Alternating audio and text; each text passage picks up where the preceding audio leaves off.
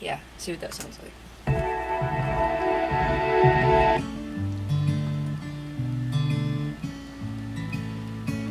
Yeah, right? Yeah. My favorite moment in Echoed Love would have to be when we go into chorus 2. The part from the dance hall section up to the second chorus. So The first chorus is sort of a stripped down chorus. It's more floaty. Then the beat kicks in on verse 2. within verse 2 there is that dip in intensity of the song where everything drops but the bass, and then it goes back to a pre-chorus and go full on to the full chorus 2, which is kind of one of the highest part of the song. And when the second chorus hits with the full arrangement in, to me that's the most impactful moment in the song. I really like that section. Having my brother sing on the song also was a really, cool element to it. He sang the lower harmony in the latter half choruses, and then there's the moment after the breakdown of the bridge, and then there's like a 3-part harmony that comes in.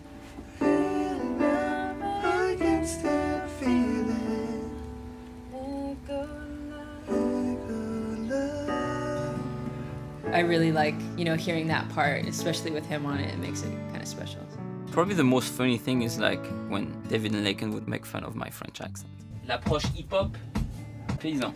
Hors de mon chemin, paysan. Ou that always works. My pronunciation in songs sometimes is a little, how should I say it?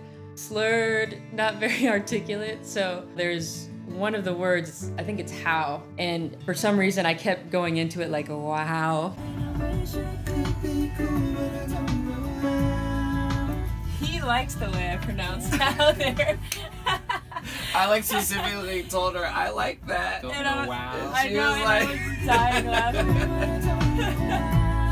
Every time I hear it in the song, I kind of laugh.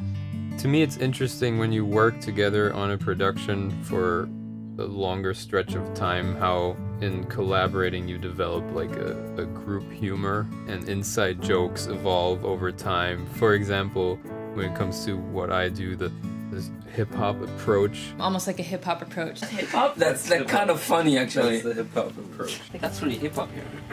Chop. Hip-hop approach. This is one of our inside jokes. Like, oftentimes I'll be the one to come in and advocate for doing something the totally improper way, but with a purpose for the attitude of the song. It's improper. It's not correct. Yep. Hip-hop approach. And I'm gonna keep using that one.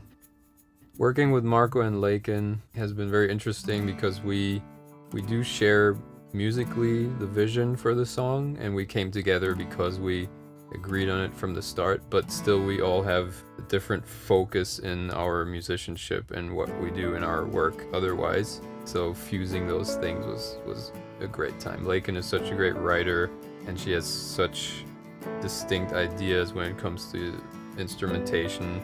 Marko is very deep into the audio engineering and mixing side of things, so we can all learn from each other a lot. I think they were the perfect people to pick for this. I chose them because I felt like with Dave having such a creative approach with the drums and percussion and programming, that was really important for me for this particular song. And then Marko, we complement each other really well. I think it's really important, especially for a person like me. I'm very strong-willed, I'm very hard-headed. It's good to have somebody who challenges you, and I think he definitely did that. Dave did as well, but Marko from more of the guitar, piano, vocal kind of elements, the harmonization kind of elements, he really helped with in being a mirror for me and trying to figure out, okay, well, how do we get to this realization and do it in a different way? I mean, the whole process was great. Even with challenges, that was great. And I think what I enjoyed the most, like when I finished the mix and it's like, that's the final result. That's the most satisfying moment.